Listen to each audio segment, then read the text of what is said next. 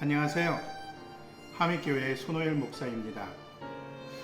전 요즘에 걱정거리가 하나 있습니다. 뭐냐고요? 제가 인천에서 부산으로 내려왔는데 인천에 있을 때는 교회에서 차가 나와서 신방 갈 때, 활동할 때 그걸 가지고 운전하고 다녔어요. 근데 부산에 내려와서는 차가 없어서 집부터 여기까지 걸어 다닙니다. 잘 보이시는지 모르겠지만 저 이렇게 건강합니다. 근데 그렇게 걸어 다니는데도 살이 잘 빠지지 않아요. 여러분들 가운데 저랑 같은 고민이 있는 분들 있으시죠? 살 빠질 수 있는 방법을 아래 댓글창에 좀 달아주세요. 오늘 성경 말씀은 마태복음 1장 21절입니다. 마리아가 아들을 낳을 것이니 너는 그 이름을 예수라고 하여라. 그가 자기 백성을 그들의 죄에서 구원하실 것이다. 며칠 전 부산 점포동에 있는 놀이마루 앞을 지나가고 있었어요. 한 젊은 청년이 기타 하나 메고 버스킹을 하고 있었습니다. 요즘 같은 코로나 시대에 대단한 용기죠. 3355 젊은이들이 모여서 그 청년이 노래하는 것을 듣고 있었어요. 너무 보기에 좋았습니다.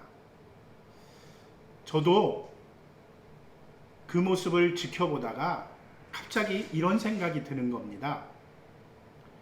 설교 버스킹을 해보면 어떨까? 사실 엄두도 안 나는 이야기입니다만 그때는 그런 생각이 들었어요. 그럼 주제는 뭘로 하지? 주제를 고민하다가 개독교 목사의 복음 이야기라는 주제가 생각났습니다. 개독교라는 말은 개신교를 비하하는 멸칭이죠. 믿지 않는 사람들의 시각으로 기독교를 바라보고 있는 현재의 모습인 겁니다. 그런데 믿지 않는 사람들이 비난하는 그 교회와 목사들과 그리고 성도들이 있지만 그들의 비난 가운데는 예수님은 없더라는 거죠. 예수님을 비난하는 사람들은 한 번도 본 적이 없어요. 그래서 그들이 저를 볼 때 개독교의 목사이지만 복음 이야기를 하게 되면 그들도 예수님이 누군지를 알고 예수님을 믿고 구원받을 수 있겠다라는 생각이 들었습니다. 아울러서 현대교회가 타락한 이유가 이미 기득권층이 되어버렸고 가진 것이 많다 보니까 이것이 놓기 싫은 겁니다. 이럴 때 예수님을 다시 한번 되새기고 예수님이 누구인가를 정확하게 다시 한번 알게 되면 이 비난으로부터 벗어날 수 있지 않을까 생각합니다. 오늘 본문 성경은 지난주에 이어서 예수님의 탄생에 대한 이야기죠. 요셉이 그녀의 약혼녀였던 마리아가 임신했다라는 소식을 듣고 마리아를 위해서 가만히 약혼을 파기하려고 합니다. 그런 결정을 하고 잠이 들었을 때 그 꿈에 주의 천사가 나타나서 이렇게 이야기하죠. 20절에 보면 그 아기는 성령에 의해서 잉태된 아이다. 21절을 보면 그를 예수라는 이름으로 이름을 지어라. 같은 21절에 그는 자기 백성을 죄에서 구원할 뿐이다. 23절에 이사야서 7장 14절을 인용해서 하나님이 우리와 함께 하신다라는 의미의 임마누엘이다. 그분이 임마누엘이라고 이야기하고 있어요. 꿈에서 깬 요셉은 얼른 일어나서 마리아 집으로 가서 마리아를 데리고 왔습니다. 부끄러워하지 않았어요. 결혼식을 올리지 않았어도 그는 마리아를 그의 집으로 데리고 갔습니다.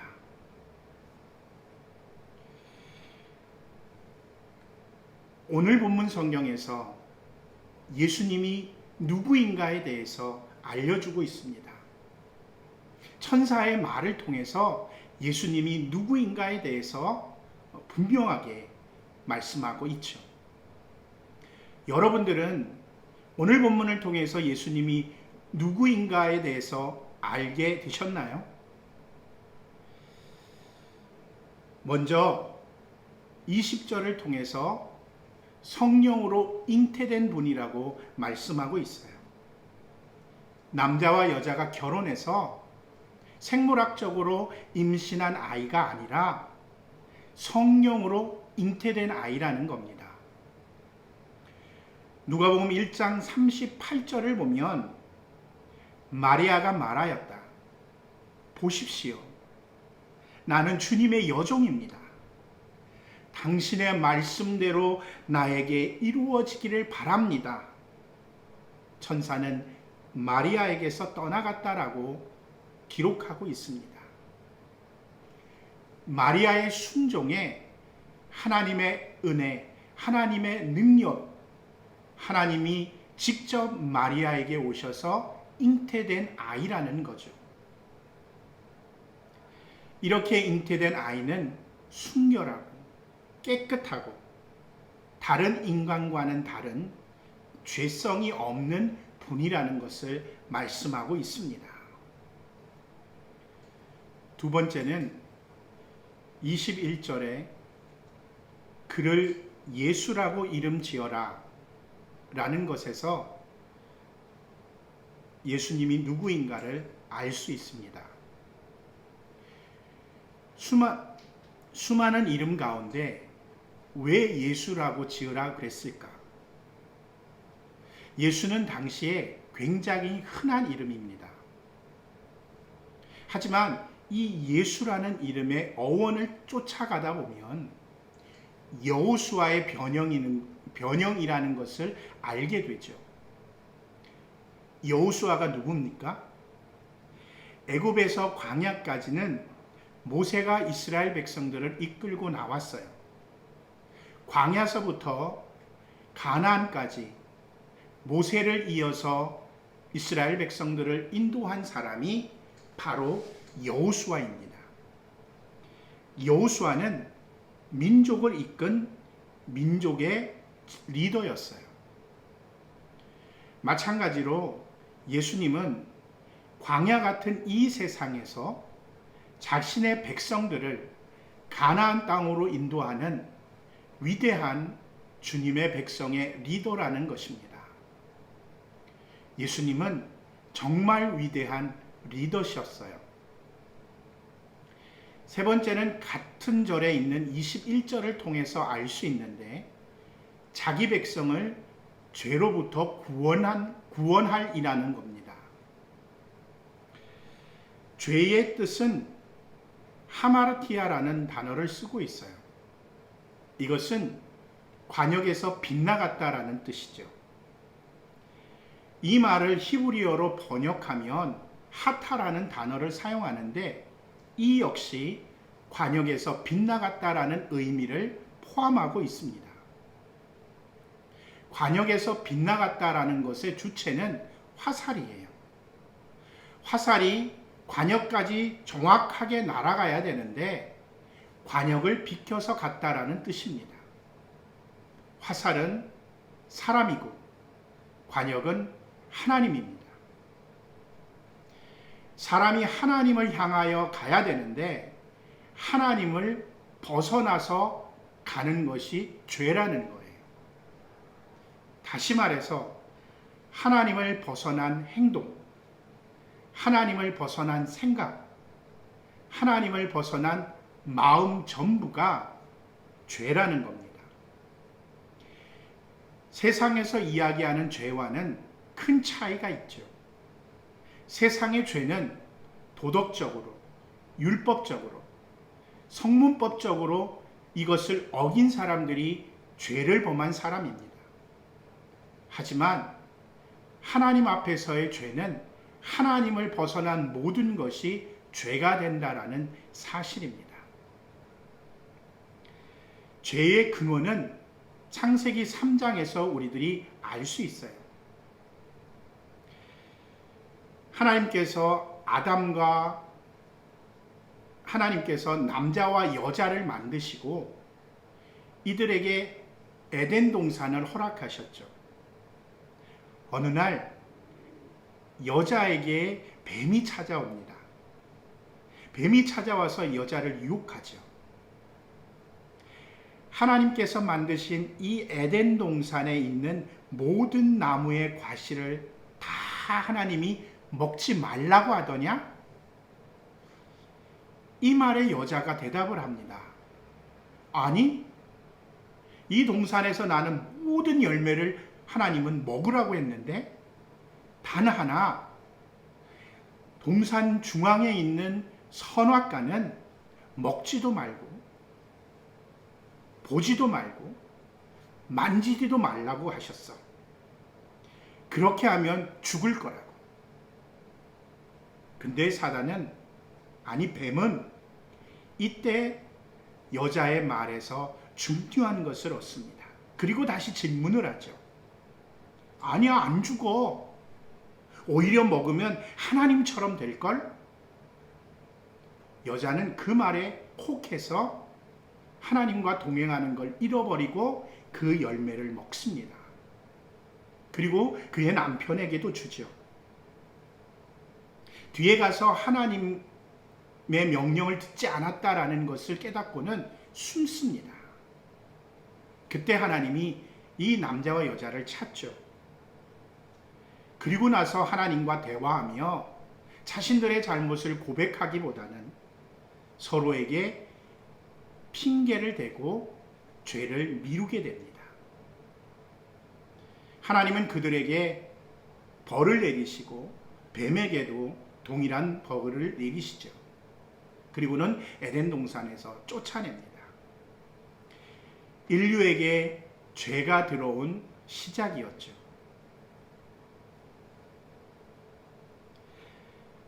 죄는 누구에게나 있습니다. 세상 모든 사람들에게 있어요. 예수님은 자신의 백성의 죄를 구원할 분으로 오셨습니다.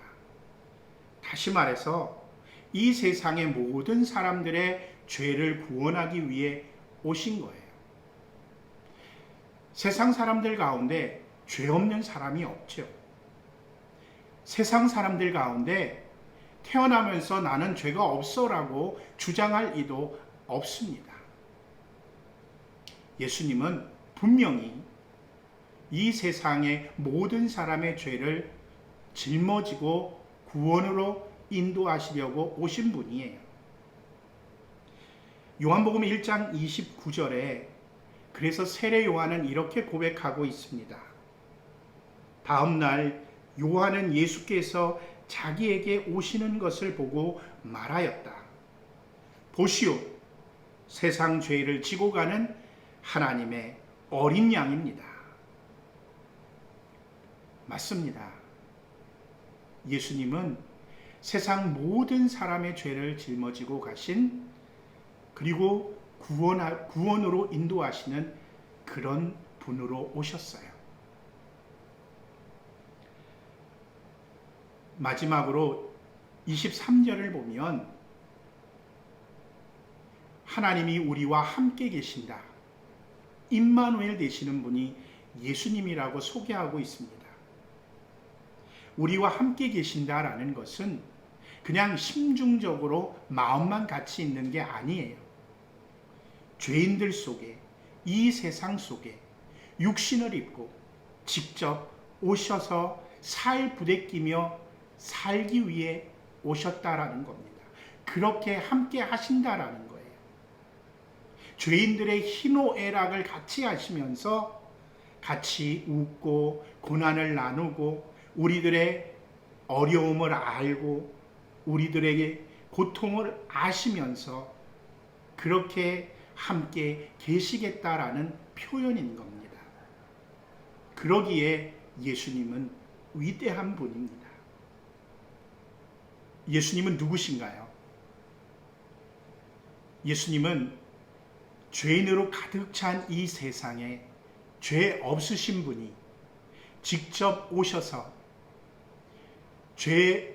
죄인들을 구원하셔서 하나님의 나라로 데려가시기 위해 오신 분이라는 겁니다.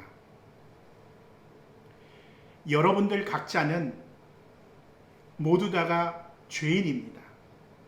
죄 없다고 말할 수 없을 것입니다. 그렇기 때문에 예수님이 누구인가를 깨닫고 예수님을 여러분들에게 모셔야 합니다. 마치 죄인들 가운데 오신 예수님이 있으시듯 죄로 물든 우리들 한 사람 한 사람 마음속에 예수님이 오셔야 하는 겁니다.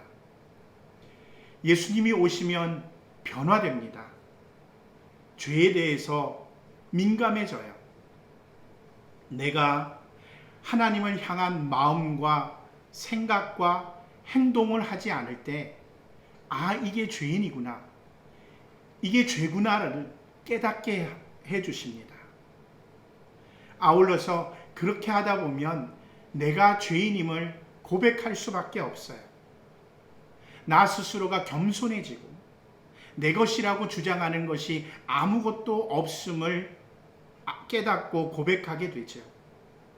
결국 결론은 우리는 그리스도 앞에 무릎 꿇을 수밖에 없다라는 겁니다. 예수님이 나의 구세주라는 것, 그것을 고백할 수밖에 없다라는 거죠. 저와 여러분들 한 사람 한 사람이 이 예수님을 받아들이기 위해서 신앙생활을 하는 그런 멋있는 성도들이 되시기를 간절히 바라고 소원합니다. 우리 시간 함께 하나님, 내가 죄에 대해서 민감해지기를 원합니다. 하나님, 내가 죄인임을 고백하기를 원합니다. 하나님, 내 마음속에 예수 그리스도가 들어오시기를 원합니다. 이렇게 고백하고 기도하는 시간이 되어지길 바랍니다. 다음 주에 뵙겠습니다.